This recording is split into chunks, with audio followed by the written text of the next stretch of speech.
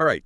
Welcome back, everyone. We're going to jump right into something pretty heavy today. Oh, yeah. Yeah, we're looking at statism. Statism. Basically, like how much power the government should have and, Okay. how that all connects to like our ideas of right and wrong. Oh, interesting. Yeah. Okay. So, you know how sometimes like what we believe about the government kind of messes with our own moral compass? Oh, I can see that. Yeah, for sure. Yeah. And we have this article here that we're diving into, and it argues that like believing in the government too much can actually like make us justify some pretty messed up stuff. Oh, wow. Okay. Yeah. So get ready. This one might challenge some of those closely held beliefs.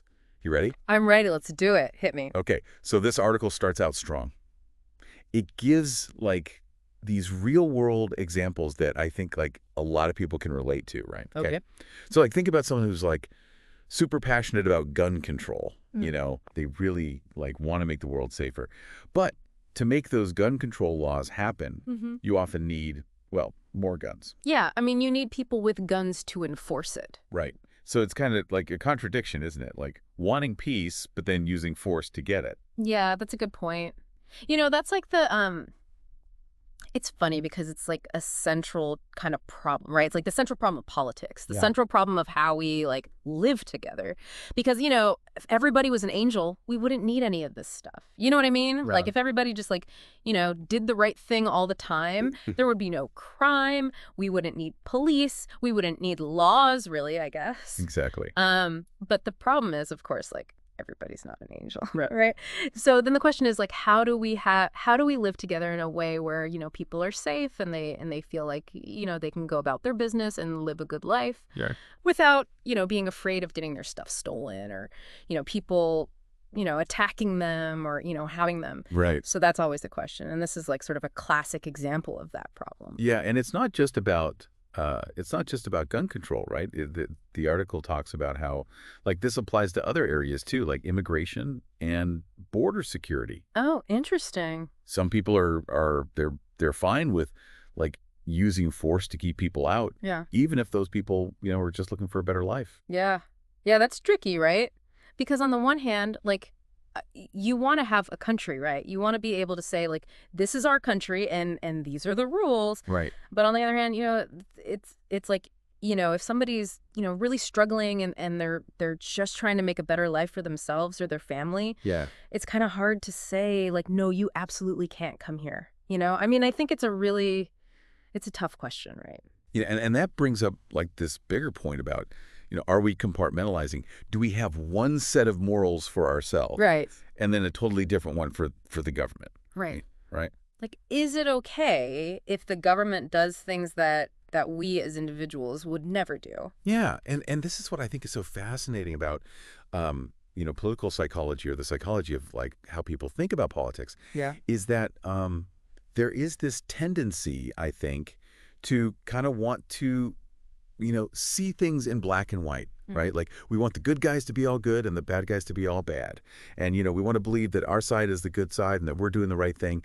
And I think that can lead to, this kind of what they call a cognitive dissonance, right? Where you've got like these two beliefs that are kind of in conflict with each other, but you don't want to give up either one of them. Yeah. Yeah.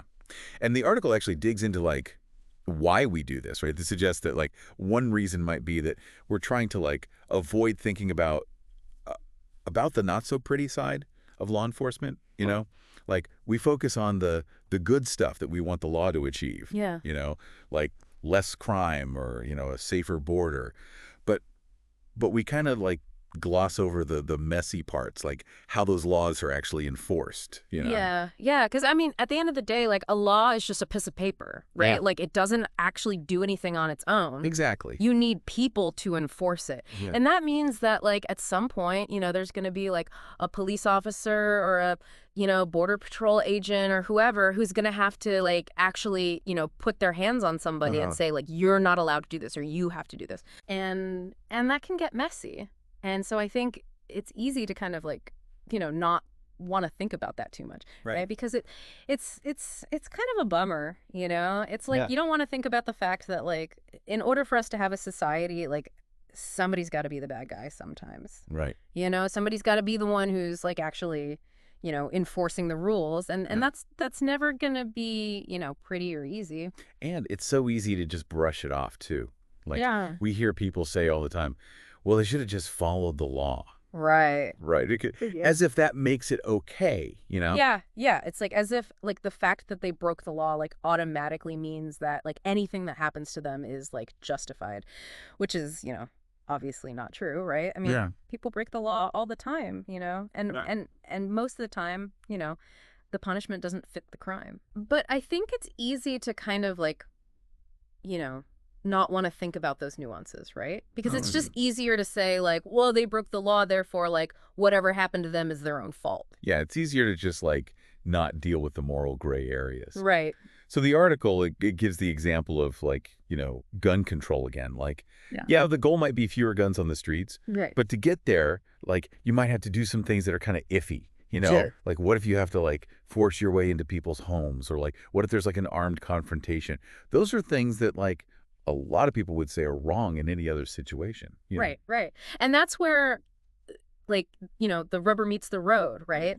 It's like when you actually start to think about, like, okay, well, how are we actually going to achieve this goal? Yeah. Like, what are the specific steps that we're going to have to take? That's when you start to realize that, like, oh, this is actually, like, a lot more complicated than I thought it was. And, there's going to be, like, winners and losers, and there's going to be, like, tough choices to make, and there's no way to, like, make everybody happy, Like, it's like there's no easy answers. It makes me think of, like, those no-knock raids you hear about, Yeah.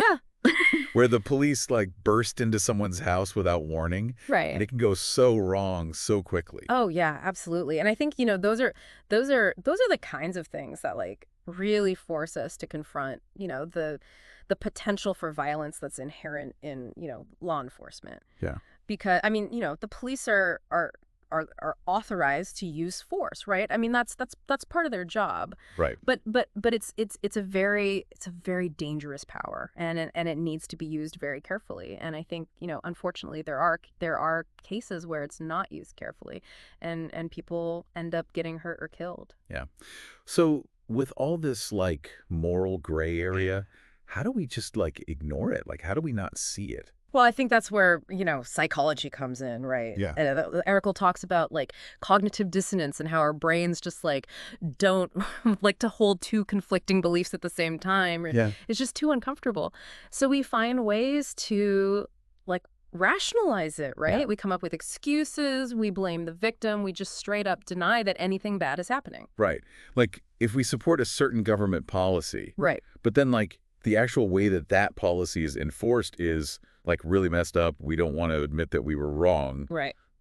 It's easier to just, like, stick our heads in the sand and pretend that everything's fine. Right, exactly. And I think, this is something that we all do, right? I mean, nobody's immune to cognitive dissonance. It's just a human thing. Yeah. And the article points out, like, this isn't a left versus right thing. Right. It's not like, oh, only liberals do this or only conservatives do this.